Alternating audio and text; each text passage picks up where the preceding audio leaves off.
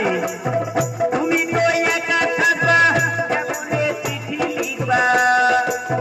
তুমি তো একা থাকবা কেমনে চিঠি লিখবা তুই একটা কথা বলবা নাই মোবাইল ফোন নরম বিছানায় শুইয়া আরাম করছো মন মান নরম বিছানায় শুইয়া আরাম করছো খবরে থাকবে না তোর ইয়ার কোন নরম বিছানায় শুইয়া আরাম করছো